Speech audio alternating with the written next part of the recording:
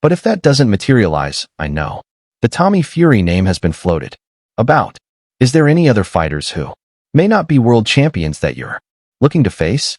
Yeah, Anthony Joshua.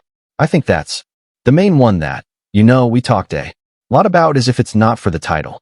It's looking at Tommy if he's reasonable.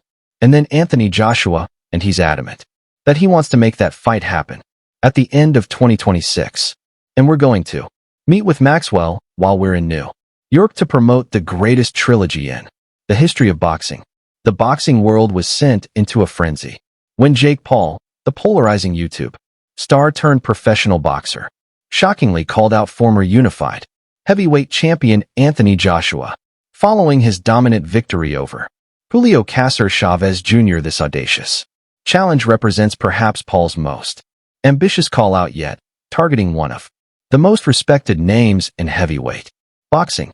Despite their vast differences in experience and stature, the internet sensation, who has systematically built his boxing resume against MMA fighters and faded legends, now appears to be making his boldest play yet for legitimacy in the sport by targeting Joshua, a two-time world champion who, until recently, stood atop the heavyweight division. This unexpected call-out has reignited fierce debates about the place of crossover boxing in the sport, with purists decrying it as sacrilege while others acknowledge Paul's undeniable impact on bringing new eyes to boxing. Paul's post-fight comments were characteristically brash and calculated, delivered with the media-savvy precision that has become his trademark. Everyone said Chavez Jr. was a step up. Well, I destroyed him, Paul declared to a packed press conference, his confidence brimming after yet another high-profile victory. Now, I want a real challenge. Anthony Joshua, let's make this happen. You're looking for big fights. I'm the biggest name in boxing right now. Let's settle this in the ring. These carefully crafted words reveal Paul's strategic approach to matchmaking. Each call-out more audacious than the last, designed to maximize headlines while gradually increasing his level of competition. The challenge to Joshua represents a quantum leap in risk and potential reward, targeting a fighter who, despite recent setbacks, remains one of the most dangerous heavyweights in the world. The boxing community's reaction to Paul's call-out has been predictably divided, exposing the ongoing tension between traditionalists and the new era of influencer boxing.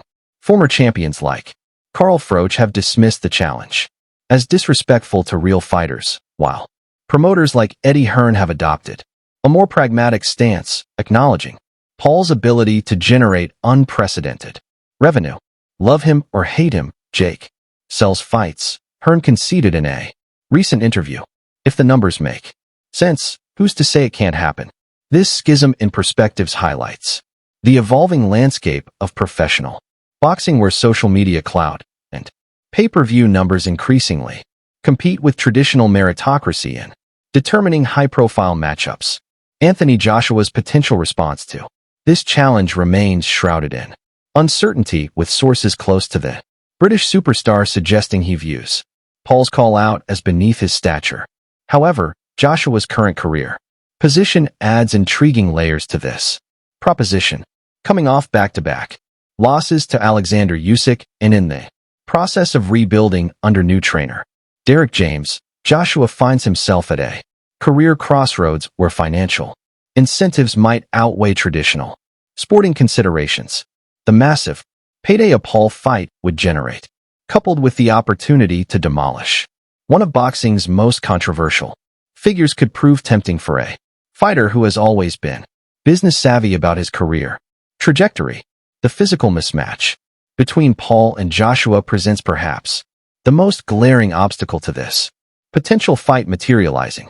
Joshua, standing 6 feet 6 inches in with an 82 inches reach and world-class power, dwarfs Paul in both size and experience at the highest levels of professional boxing.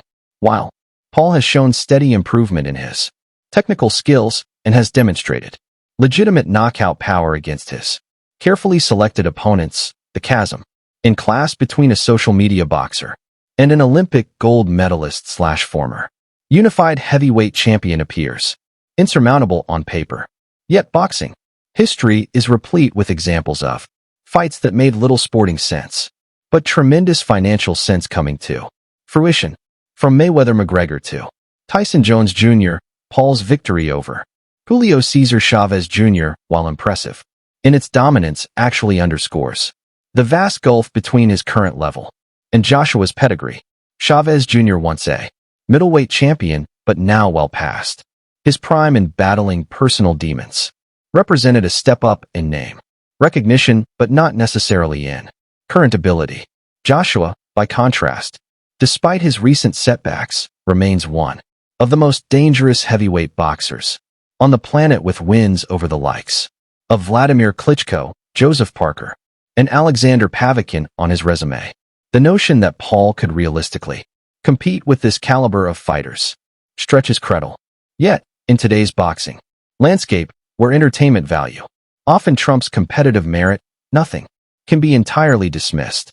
From a sporting perspective, the potential ramifications of this matchup are complex and potentially damaging to boxing's traditional hierarchy. Should Joshua accept and dominate as expected, it would likely be dismissed as a predictable outcome with little benefit to his legacy beyond the financial windfall. More concerning would be the unlikely scenario of Paul being competitive or even winning, which would send shock waves through the sport and potentially undermine the credibility of professional boxing's meritocratic structure.